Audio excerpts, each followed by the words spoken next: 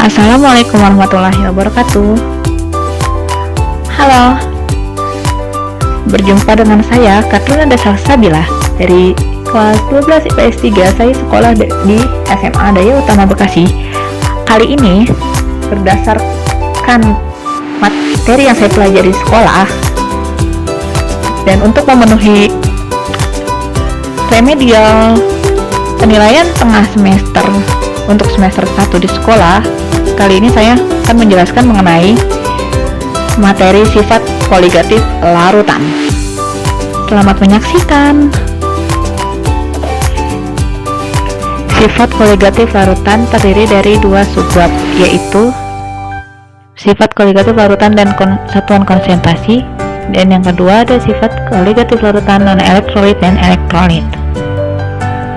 Sifat koligatif larutan merupakan sifat larutan yang bergantung pada banyaknya partikel, termasuk atom, molekul, dan ion. Zat larut dan tidak bergantung pada jenis zat tertentu. Jadi, dalam sistem pelarut murni titik didih, titik beku, tekanan uap, bahkan tekanan osmotiknya itu hanya dipengaruhi oleh molekul pelarut itu sendiri. Adanya molekul zat terlarut mempengaruhi keempat sifat tersebut. Misalkan, jika ada soal mengapa larutan yang terdiri dari pelarut dan zat terlarut itu bisa mendidih pada suhu yang lebih tinggi dan membeku pada suhu yang lebih rendah daripada pelarutnya. Di sini ada diagram P dan T dengan pembahasan yang pertama itu garis didih, garis B dan C. Garis B kepada C pada gambar di atas disebut garis didih, yang merupakan transisi fase cair menjadi gas. Setiap titik garis ini menyatakan suhu dan tekanan di mana air akan mendidih. Titik didih tergantung pada tekanan gas yang ada di suatu permukaan. Pada tekanan 1 atm atau 760 mmHg, air akan mendidih pada suhu 100 derajat Celcius. mmHg itu merupakan satuan dari milimeter air raksa. Jika terdapat tempat di bumi yang mempunyai tekanan 4,58 mmHg, maka bisa dipastikan air itu akan mendidih pada kisaran 0,0098 derajat Celcius. Yang kedua itu ada garis beku. Garis dari B menuju D. Pada gambar itu disebut garis beku karena garis beku merupakan transisi fase cair menjadi padat. Setiap titik pada garis ini menyatakan suhu dan tekanan di mana air dapat membeku atau disebut mencair. Es mencair. Pada tekanan 1 atm atau 760 mmHg, air membeku pada suhu 0 derajat Celcius. Nah, yang ketiga itu garis sublimasi. Garis A menuju B pada diagram fase di atas disebut garis sublimasi.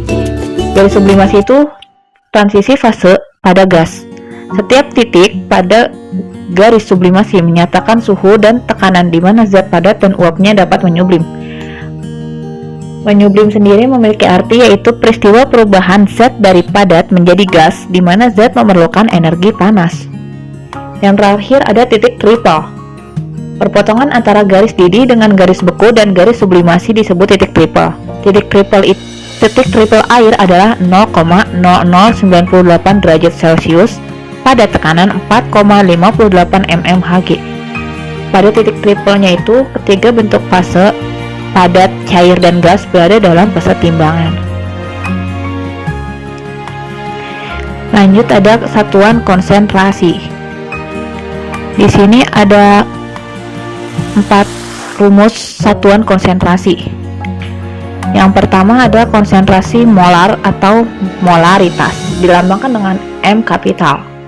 M sama dengan N per V atau M sama dengan N per V sama dengan gram dikali 1000 per mR dikali volume.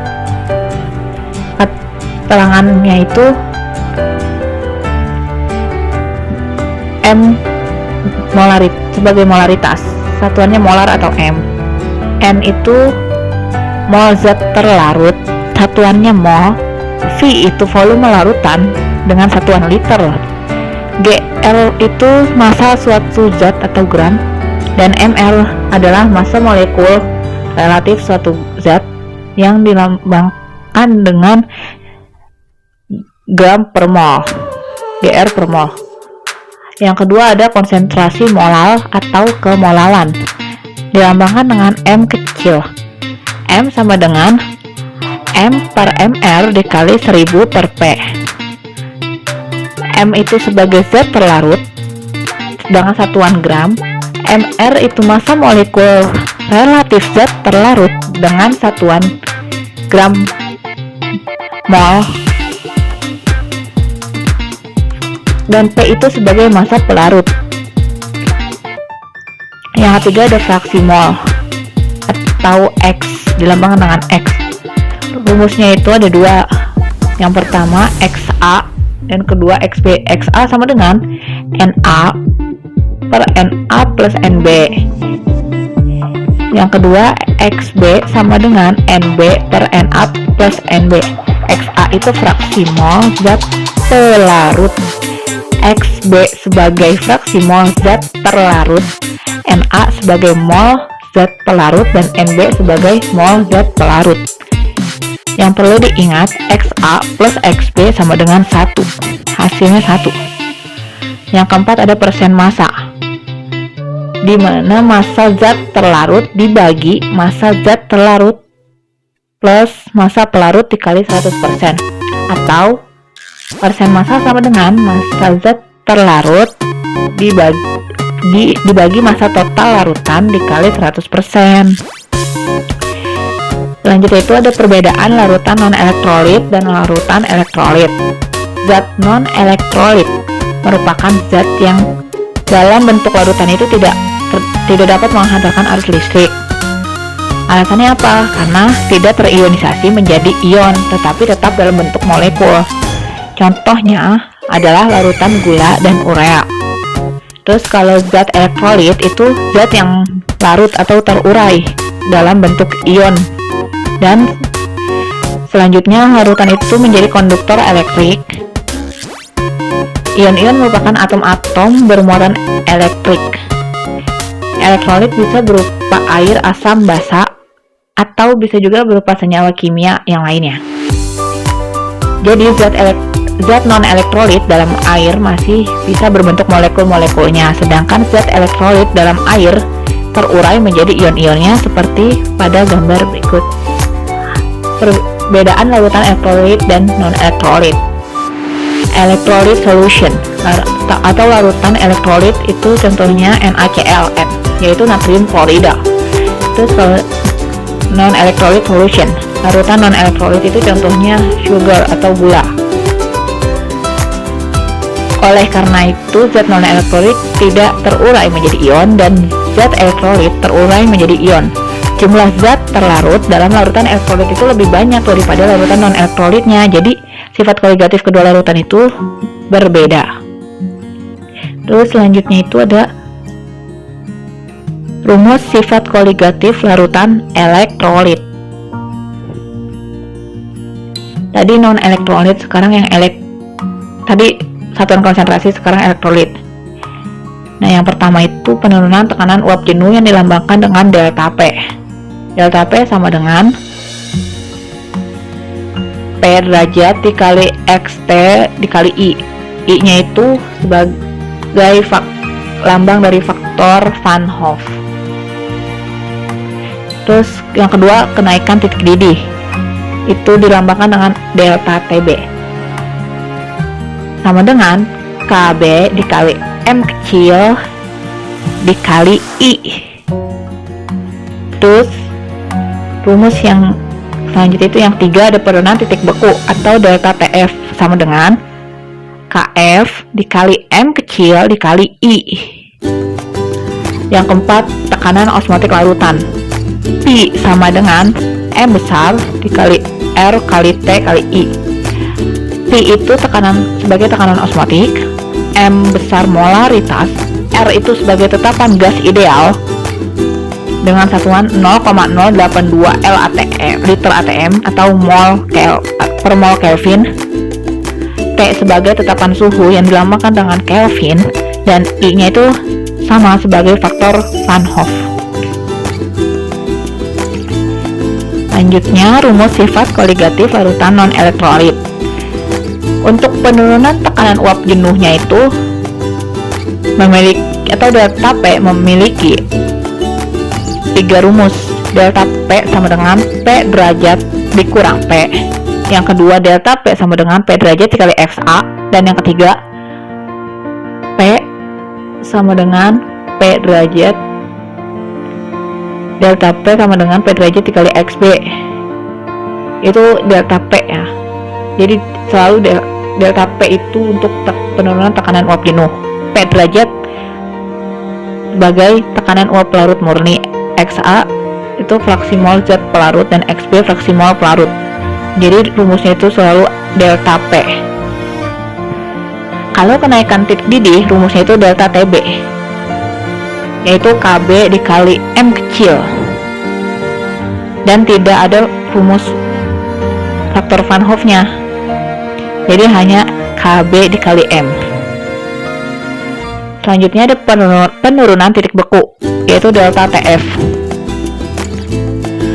Jadi delta TF juga hanya KF dikali M kecil, tanpa rumus faktor Van Hoff. Begitu pula dengan rumus yang keempat, tekanan osmotik larutan. Pi sama dengan M kali R kali T, atau bisa juga Pi sama dengan N per V dikali R dikali T, tanpa rumus faktor Van Hoff. Jadi kalau rumus sifat koligatif larutan elektrolit itu pakai faktor Van Hoff di belakangnya. Kalau non elektrolit itu tidak ada. Kesimpulannya, penurunan titik beku secara umum mempunyai konsep yang sama dengan kenaikan titik didih. Larutan yang memiliki titik beku cenderung lebih rendah daripada pelarutnya. Makin tinggi konsentrasi zat terlarutnya, maka makin rendah titik beku larutannya. Penurunan titik beku larutan bisa dicari dengan rumus delta TF sama dengan M dikali KF, di mana delta TF ialah penurunan titik beku, M sebagai molalitas larutan, dan KF sebagai tetapan penurunan titik beku molalitas. Selanjutnya, kenaikan titik didih larutan itu selalu mempunyai nilai yang lebih tinggi daripada titik didih pelarut murninya. Alasannya apa? Karena partikel di dalam zat terlarut itu yang ada di dalam larutan mampu mencegah peristiwa penguapan partikel-partikel pelarut. Kenaikan titik didih dapat diukur dengan rumus delta TB, yaitu M dikali KB, di mana delta TB itu sebagai kenaikan titik didih, KB-nya sebagai tetapan kenaikan titik didih, dan M-nya sebagai molalitas larutan. Lalu yang perlu diingat, rumus faktor Van Hoff itu I kecil sama dengan 1 plus dalam kurung N-1 dikali alfa. Dengan keterangan I sebagai lambang faktor Van Hoff-nya, N sebagai jumlah koefisien kation, dan alfa sebagai derajat ionisasinya. Contoh penerapan sifat koligatif larutan dalam kehidupan sehari-hari. Contoh sifat koligatif tekanan osmotik yaitu desalinasi air laut menjadi air tawar. Terus contoh sifat koligatif penurunan titik beku seperti penurunan etilen glukol untuk campuran anti beku pada bahan bakar. Contoh sifat koligatif peningkatan titik didih seperti menambahkan garam saat memasak. Yang keempat, contoh sifat koligatif tekanan osmotik itu seperti cuci darah atau dialisis pada penderita gagal ginjal. Dan yang terakhir, contoh sifat koligatif tekanan osmotik seperti menggunakan garam untuk mengusir siput, cacing, dan lintah. Oke. Sekian materi tentang sifat koligatif larutan yang bisa saya sampaikan kali ini. Jika ada yang menurut kalian salah atau ada tipe-tipe gitu, tolong dimaafkan.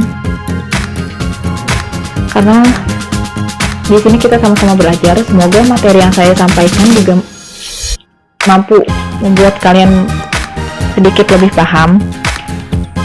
Mohon maaf atas segala kesalahan maupun kekurangannya. Sekian, wassalamualaikum warahmatullahi wabarakatuh.